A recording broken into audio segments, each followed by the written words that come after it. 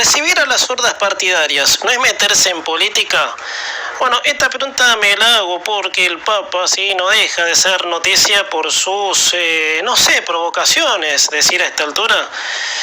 Bueno, gente, buena pregunta, como te decía recién, porque si hablamos del Papa, estamos hablando de alguien que se metió en política. Sí, de hecho ya no es novedoso. La razón pudo ser empujado, esperando el momento oportuno para expresar su postura partidaria, pero el tipo ya está metido en uno de los terrenos más cuestionados en el mundo, en todo sentido. Y eso se observa muy bien cuando vemos a qué personaje recibe Bergoglio. Esta semana el Papa recibió a la CGT en el Vaticano, hubo críticas al gobierno y un pedido especial sobre la justicia social. El sumo pontífice mantuvo un encuentro con Héctor Daer, Pablo Moyano y otros 11 sindicalistas, nenes lindos esos, entre comillas, y para decirlo sí, irónicamente, le plantearon un cuadro crítico de la situación política y socioeconómica argentina. El Papa decidió tener una postura neutral y evitar realizar comentarios que luego pudieran utilizarse políticamente. Así fue todo el encuentro entre esta horda peronista y el señor Bergoglio. El mensaje es claro. A ver, con el hecho de siempre recibir a referentes de una misma banca, no hace más que mostrar lo contrario a un neutral.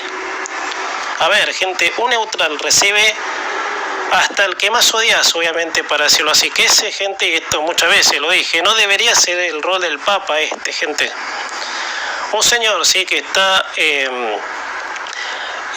digamos, para traer la paz de donde está y que mucha gente le cree, por supuesto no debe meterse en terrenos de los cuales no lo hace neutral, gente, y la política, que mi deseo sería ojalá haga neutral, obviamente, al periodismo, a la gente en sí, para no llegar a situaciones de separatismo, de odios, de rencores, si nos ponemos a pensar. Por eso, gente, de una vez por todas, gente, los argentinos deben entender que todo ese mambo de la justicia social es un verso para que sus predicadores se coloquen en altas torres, gente.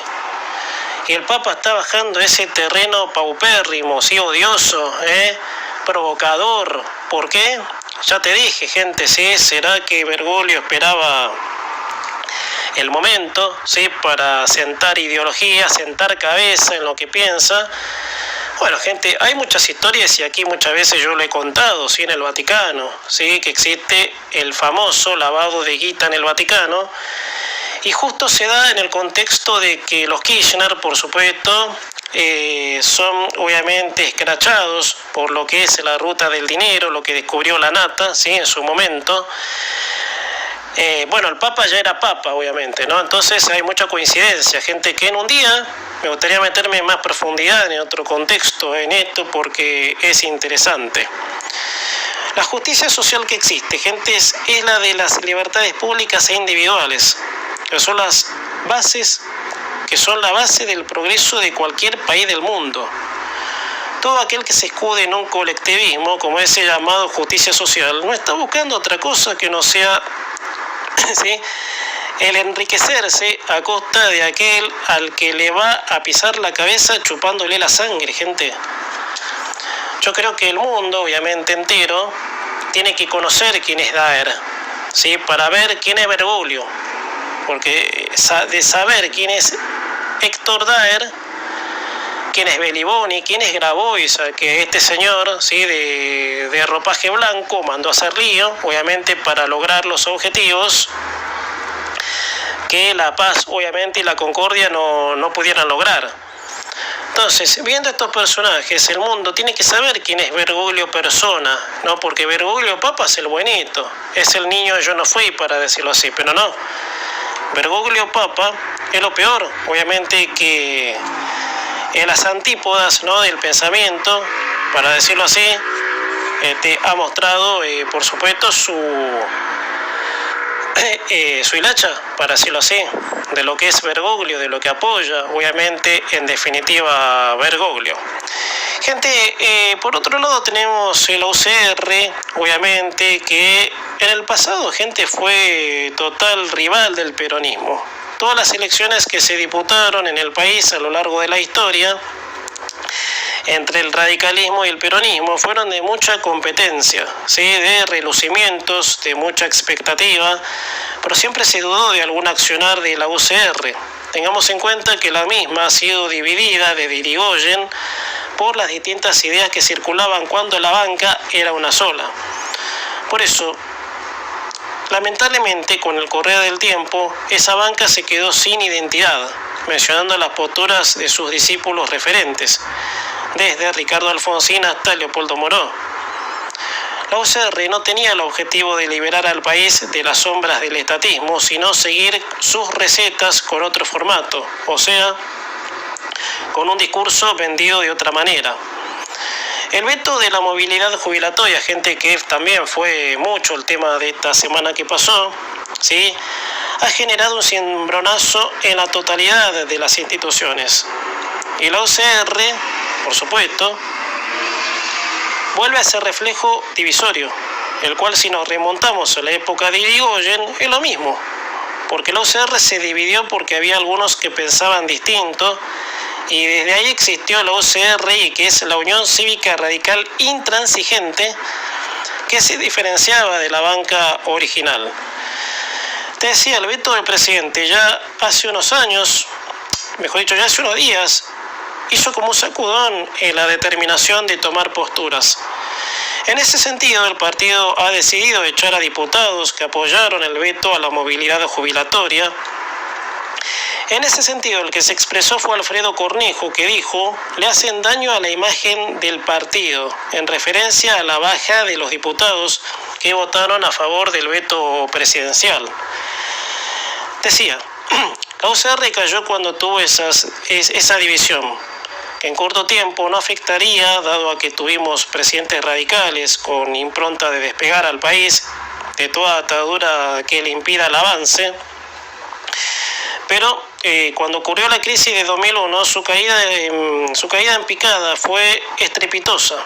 El gobierno de la Rúa no pudo darle para adelante con las reformas que eran para cortar con las políticas del peronismo. Porque si el sistema económico de Menem era aceptable, pero había cosas no muy positivas dentro de la misma presidencia de Menem. Y para cerrar, gente, con esto, la UCR está dañada en su imagen desde el momento que no pudo competir electoralmente por lo acontecido con De la Rúa. De ese tiempo en adelante siempre quiso buscar en refugio en otras bancas. O fíjate que para que Ricardo Alfonsín, para poner un ejemplo a esto que te estoy diciendo, para que Ricardo Alfonsín pase al kirchnerismo sin pena ni gloria, ¿no? Con esa, sagacidad de poder, con esa ambición de poder, de llevarse todo por delante. Yo siempre recalco eso, ¿qué pensaría su padre de Alfonsín, no? Si nos ponemos a pensar. Gente, hay que explicar bien las cosas en este país, porque el malentendimiento, ¿sí?, es una debilidad para mal que tiene la Argentina. Y como típico país del malentendimiento, en beneficio para algunos, las cosas tienen que ir en su lugar. Como todos sabemos, el veto de la movilidad jubilatoria ha generado tremendo revuelo, como el reclamo por el presupuesto universitario. Claro, eso generó manifestaciones, discordias, bien típico de un país que culturalmente se identifica con todo eso, lamentablemente, y que el Papa está a favor, ¿sí?, para decirlo así, medio irónico, ¿sí? En una de estas jornadas, gente, y estén los huevos, ¿sí?, disculpen la expresión, en una de estas jornadas, como te decía, de manifestación, una nena de 10 años que recibió un gas lacrimógeno cuando la Policía Federal estaba reprimiendo a los que hacían la marcha. Recordemos también que desde este año rige el protocolo antipiquete, ¿sí?, que eso acapara a toda manifestación callejera que invaden el tránsito. Bueno, ese día justamente pasó eso. Cortaron una calle y la fuerza policial, en su facultad de reprimir, cuando el orden está alterado, reprimió. Y justo le toca a una de esas balas mejor dicho, justo le toca una de esas balas a una nena, cosa que le va a costar un juicio a la ministra de Seguridad por activar el protocolo correspondiente. Es más, la justicia aceptó a esa nena de 10 años como querellante en la causa que le abrieron a Patricia Bullrich. A ver, y acá voy, ¿no? Aparte de algo que no entiendo, ¿sí? Que, bueno, yo no soy abogado, pero ¿cómo es que una nena de 10 años es querellante? Eso jamás en mi vida lo escuché, pero bueno, lo dejo, se los regalo por ahora, hasta que por supuesto haya más data sobre esto. A ver, como te decía recién, para los que tienen sentido común medio a flor de piel, ¿se preguntaron qué hacía una nena de 10 años expuesta a semejante peligro? Con gente totalmente irresponsable que no les importa nada con tal de hacer algo por ideología. ¿Por qué? Bullrich irá a juicio, como te decía recién, ¿sí? Pero lo que ella hizo no es un delito, sino que hizo que se cumpla la ley en el caso de que la paz social se vea alterada. En todo caso, esos irresponsables que integran las hordas no resguardaron a esa nena ante un peligro como es una situación de excitación social, gente, porque el corte de una calle, una marcha, es un acto para alterar los ánimos, gente, excitar los ánimos, y que mucha gente se siente enojada porque les corta las calles. Mucha gente ha reaccionado muy mal a estos, por supuesto, cortes de calle, gente que no podía transitar, gente que hasta le rompían los autos, estas hordas violentas. Entonces, ¿y una nena de 10 años qué hacía? Es lo que me preguntó, es la reflexión casi básica, ¿sí? Para este comentario. ¿Qué hacía una nena de 10 años ahí, obviamente?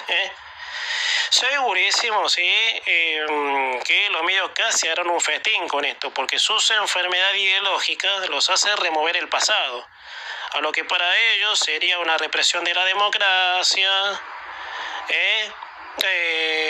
represión, dictadura, claro. No hablan de los irresponsables que expusieron a una nena a una situación de peligro.